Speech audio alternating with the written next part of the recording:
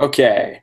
All right. We are live. I have with me here Carlos Roman. It's not Roman. Romance. Roman's fine. Carlos Roman from Defensive Techniques Academy. And you guys are based out of Arizona, correct? Correct. Okay.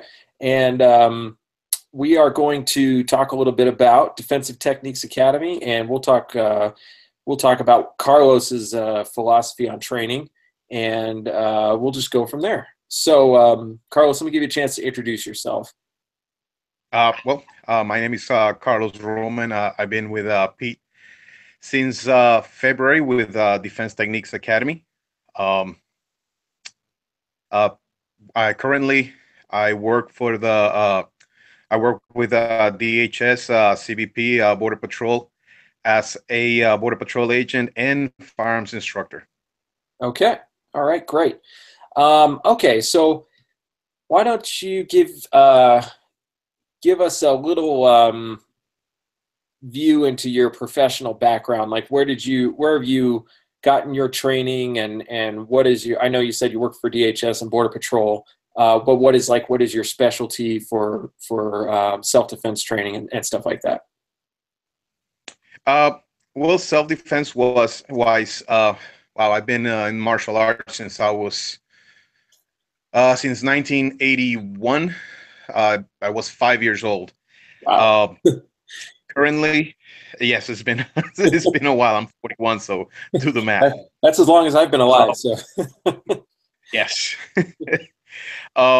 Currently, I hold a fifth degree in American Kempo. I study under Master Clyde O'Brien, who's a student of Master Larry Tatum. So he's one of the best instructors around, and most of our self-defense curriculum has a heavy American Kempo imprint on it. Also, a lot of my firearms curriculum has a lot of concept that has translated from martial arts into firearms, or the gun fu as some people call it, uh, because it just flows. They each flow into the other. So you'll see a lot of it when I teach my classes and my techniques. okay, great. And so, Kempo is karate, correct? I'm correct there. Generally, yes. Generally, okay. One of the things that I appreciate about I mean, I've only watched some of your stuff briefly, but the translation, or the combination of martial arts with firearms, because a lot of fights that happen first with fists and with legs and knees and things like that before it escalates to a point where a firearm might be used, and so there's a lot that needs to be understood about how the body works and how reaction times work and things like that. It's a lot different than just shooting at a piece of paper. So I know that you got a little bit of grief on one of your Instagram posts because people were saying that your technique would get, to quote people, would get people killed in the streets. And my reaction to that is like, have you tried it? Have you trained like this? Because if you've not trained like this, and you don't really have any idea the speed at which things happen, and I feel like martial arts. Absolutely. That's the problem with video. When you video a technique, especially from just one angle, video being two-dimensional, you really can't appreciate a lot of the depth of techniques. In that particular technique, I was way outside the line of fire. And if you and it happens a lot. A lot of people, like my instructor says, they get focused on the finger and they miss the moon, and that's one of the cases where people were looking at the finger and they were completely missing the moon. And if you see, look at my feet, where my feet are. That'll tell you where my body more or less is. So it's one of those things that is easier shown than explained. Right. And in my brief experience, I mean, I haven't trained a lot with that, with the force on force, but in my brief experience, I was really shocked at the speed at which things happen, both offensively and defensively. And so to judge somebody's technique on an Instagram clip without being there and doing it is kind of specious, I think, because you don't really get a good idea of what is actually happening in the moment. And beyond training, when you see this in the real world, action, usually beats reaction by a long shot. So, so I like that. As far as Firearms Training Central goes, you're one of the first martial arts instructors, one of the first people with a strong martial arts background. So it's interesting. I like to talk about this stuff. So forgive me for carrying on with it, but I think it's important stuff. So, okay, I'm going to move on a little bit. So what was it that you would say drove you to want to become an instructor, like as a martial arts instructor and also as a firearms instructor? Well, give you a little background. I have about 23 years in law enforcement between my military police time in the military, 8 years, and 7 years correction plus 10 years with the Border Patrol. And I noticed in the military, every academy that I've been in, I've been to about 5 law enforcement academies altogether. And each academy, I always managed to get top shot, including my firearms instructor program academy.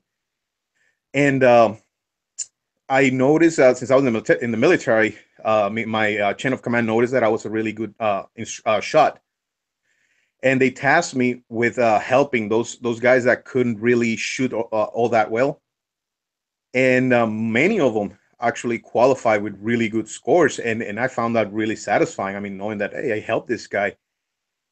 And later on, as I moved to the civilian market, I think one of the best feelings in the world, besides saving a life in my line of business, is when one of your students comes to you and tells you, "Hey, that technique that you showed me saved my life, or helped me win this fight." And I got home because of that. I mean, that is an incredible feeling, and that just keeps me wanting to learn more so I can teach more and get that information out, not only the civilian market but also to my fellow agents. So that's my drive, just helping guys getting better and more combat effective. Yeah. So you said you worked in corrections as well. Is that correct? Say again? You worked in corrections as well? Correct. About Okay. 7 years. Okay, so that's a profession where you are going to be hands-on with people who want to fight you pretty regularly, and so that just speaks again to people who, oh, that won't work. Like when people say it doesn't work. Yes. Like, I'm sure he's tried it. Oh yes, my first day in correction is one that I'll never forget because I was corrections in Puerto Rico. Oh yeah. So that was a war zone, and your first day, that's gladiator school. Well, yeah. So that was very, very interesting. I'm sure the inmates want to welcome you to the prison, right, on your first day. Oh yeah, they sized you up the first day, and most people will get in a fight that first day, and I wasn't the exception. Wow. Well, I'm glad you're still here.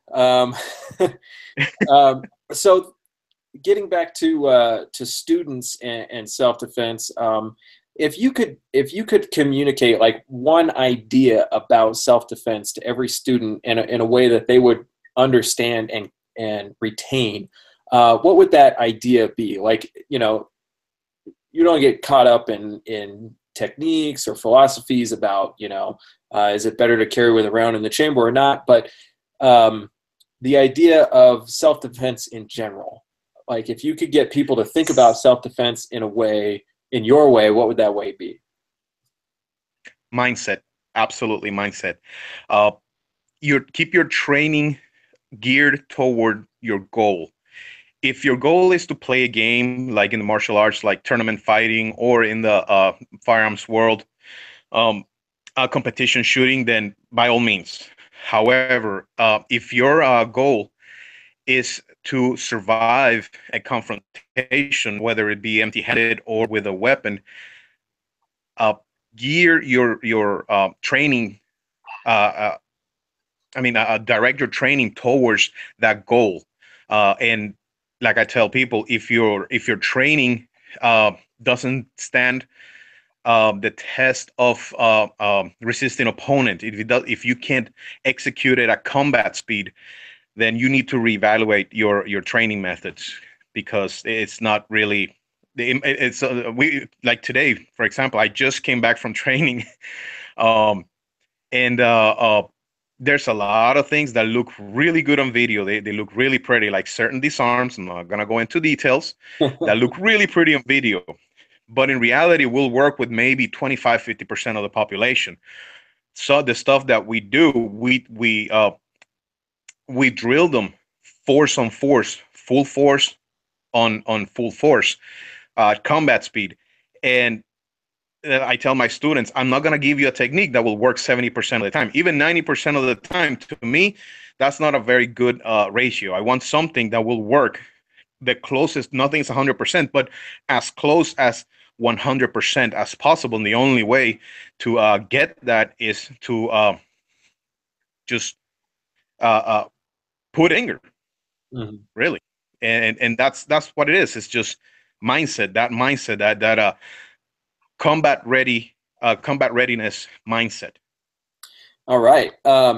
Yeah, I think that mindset is a big one. And I think that's something that people don't understand about training until they actually do it. Until you actually get into a class. And I don't mean a concealed carry class where you sit in a classroom for 3 hours and somebody tells you the laws and, here's how to choose a gun and everything. I mean, like a real training class.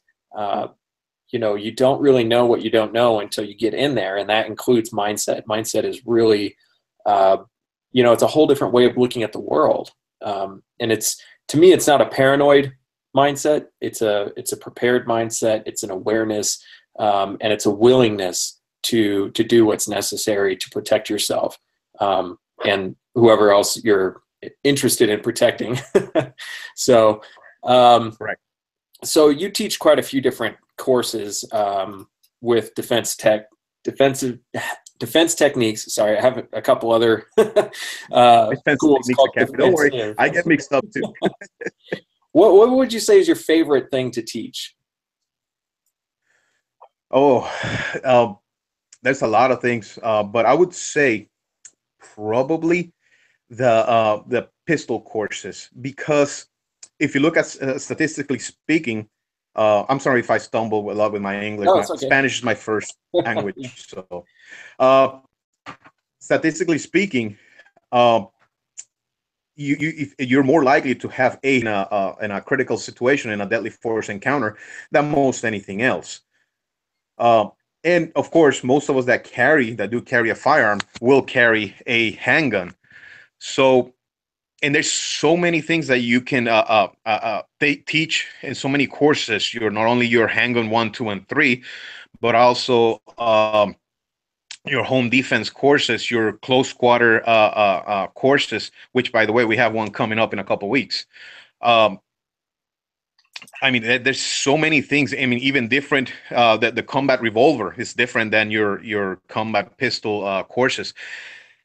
And I see that student, because a lot of what I teach in Kenpo, a lot of the stance and the body positioning, the maneuvering, there's a lot of my martial art in there, because it just translates so well into it. One of the courses that a student gets out the most, because again, it's something that, according to statistics, they're most likely to use. So definitely would have to be pistol, and I'm a pistol guy. Yeah. The guys at the other instructors at the station know that I'm the pistol guy. So if anybody has anything tactical pistol question, they come to me. That's good. Okay, so if you were a student looking for a class to take, what would you tell other people to look for when picking an instructor? Because there's a lot of instructors, and I know there's a lot of instructors because I've been dealing with a lot of instructors in the last 6 months. There's hundreds, if not thousands, of instructors across the country, and further, if you're outside the country, there's quite a few more. So there's a lot to choose from. How would you tell somebody to look, like, to not necessarily to vet, but what to look for an instructor, or how to choose an instructor? I would say real world experience, real life experience. Uh, it's let me put it to you this way. Would you, if you're looking for a boxing class, would you go to a boxing gym where the coach has never stepped into a ring? No, you probably wouldn't. Same with, say, an MMA class. Would you want somebody that never been in a mat, on a mat before? There's stuff that, yes, you can learn through uh, secondhand experience, or by observing an instructor. However, being there doing that does give you uh, the type of insight, because there's a lot of things that go through your head when you're going through a critical incident, when you're going through a deadly force situation. I've been in a share of them, and there's a lot of things that happen before, during, and after that. Only by having the going through the experience will you be able to understand. And not only that, you have to be able to transmit that knowledge, which brings me to the next point. There's a lot of people, there's a lot of debate whether people should have military or law enforcement experience to be a good instructor. Yes and no. I've met a lot of instructors that are prior law enforcement, prior military, and they aren't able to teach. They might be really good performers, but they can't teach. Also, the reverse is true. I've met instructors that uh, that aren't that good performers, but they're great teachers. So I would say that it's one of those things you have to shop around, and you have to really get to know the instructor and see what can this guy teach and what can he do for me. Um, and again, do your being in the military, being a law enforcement officer, it's not everything. There's a lot of other factors that need to be taken into consideration when choosing your instructor. All right. Our goal, part of Firearms Training Central's goal, is to make it easier for people to find somebody that's going to work with them. And the more information that you can find about an instructor prior to taking the class with them, obviously the better. And some instructors are really good about getting themselves out there, and people have a really good idea who they are, and some haven't done that yet. And so it's good to just get a chance to, read or watch or listen to these instructors as much as possible. There's a personality thing there too. Like, does this sound like a guy I can learn from or not? Or a girl, because there are female instructors. I don't want to leave anybody out. Reviews. So, okay. What do you think why do you think that training is important? Obviously, I mean, you're an instructor, you think training is important. That's obvious. But what is, like, the most important thing about training that you would want other people to understand? Training is not only important, training is everything. I had a couple of good instructors, and they used to say, in a critical situation, the combat fairy is not going to show up and tap you on the head and turn you into Rambo. Um, Also, they used to say that we don't rise to the level of our expectations. We actually sink to the lowest level of training that we have. It is our responsibility that lowest level of training that we have is actually the highest level of training that we can get. So training is just everything. I mean, we react the way we train. I see a lot of people saying, well, if I'm in this situation, for example, this guy that's never taken a vehicular defense class, well, if I'm in a shootout in my vehicle, I would do this, this, and this, and this. Not necessarily. I mean, I just did scenario-based training with my agents last quarter, and a lot of them said that they would do a particular move or particular technique. And when the sim rounds, not even real rounds, when the sim rounds started flying, funny stuff out there, and it's interesting to see how people react in a situation where there's a artificial stress inoculated into the scenario. So definitely training is the everything. I remember one of the most important things that I learned in a training class was when we started going over voice commands. So using your voice to Yes. escalate or de-escalate the situation.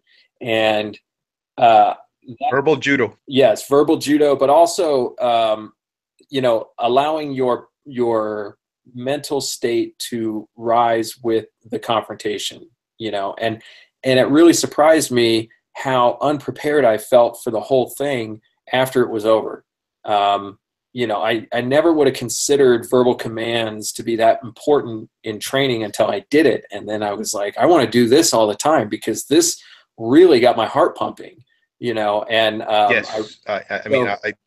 Not too yeah, long ago, I went through some training, and it was an active shooter training for to become an instructor. And it was great. I mean, it's a week. It was very intense, and it actually pushed me to test every little theory, every little technique that I've had during during the scenarios. And I was really surprised with myself, especially when the gun malfunctioned, how I was able to transition and seek cover and fix the gun. So that, and again, without thinking, I'm thinking back, and all I could think was that was how I was trained. So that's how important that is. hmm. Okay, well, now I have to ask you this because everybody asks everybody this, and it's a good question to wrap it up with. But what is your preferred go-to handgun? Since you're a handgun guy. Oh wow, wow! This is gonna get me some hate.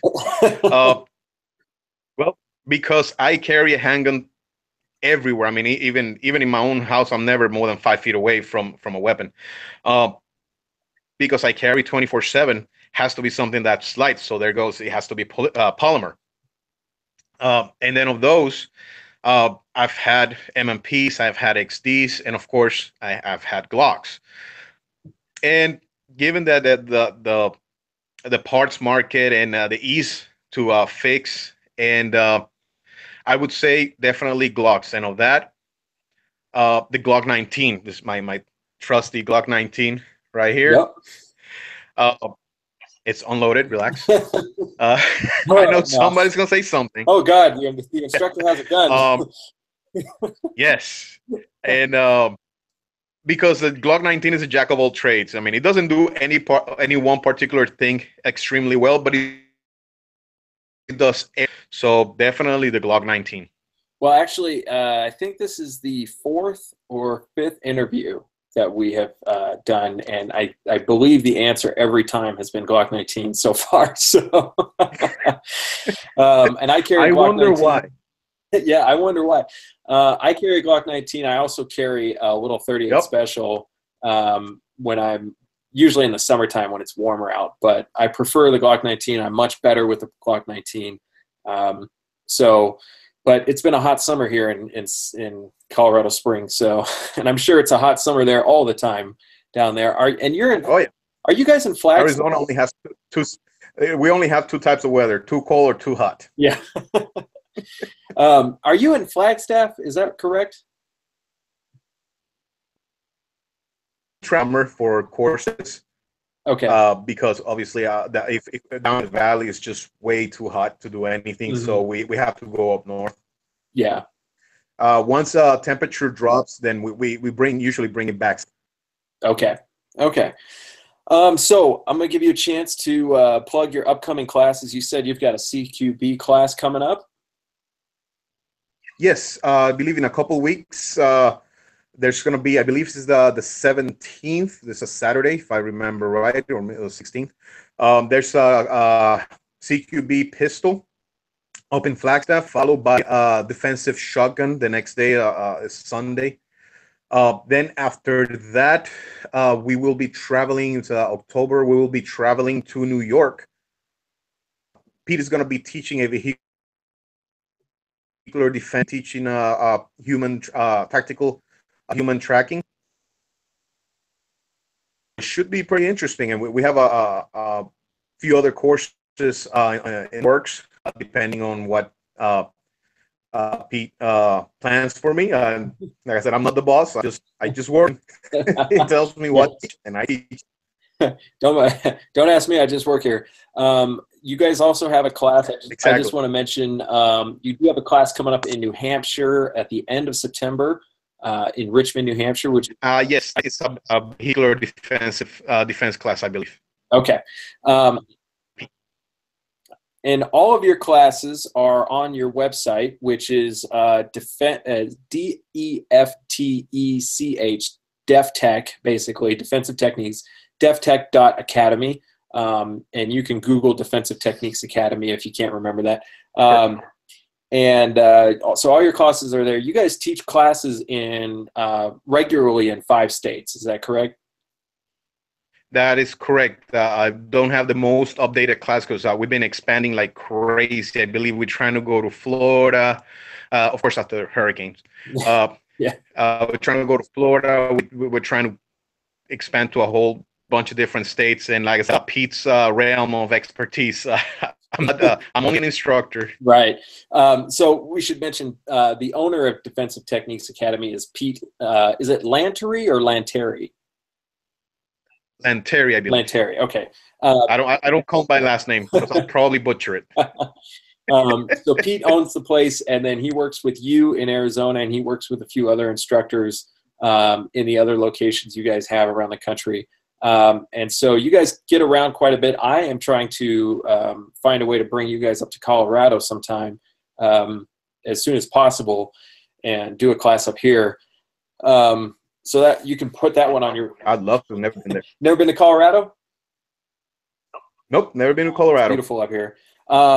Okay, well, speaking of websites, you guys are on Instagram. Is that correct? Yes, we are on Instagram. We are on Facebook also. Okay, so you can look for Defensive Techniques Academy on Instagram or Facebook. If you follow Firearms Training Central on Instagram, we are reposting, we'll be reposting their stuff. I strongly encourage you guys to check them out because they are all over the country, and that's a great convenience for people because sometimes they don't know who's coming or who is where, and that's what we're trying to work on. We're trying to get people aware of who's in their area and who's available for training. So Carlos, thank you very much, and I appreciate it. And you guys, good luck with your upcoming classes, and stay safe out there. Thank you, and thank you for this opportunity. All right. You guys be safe, everybody. Thank you.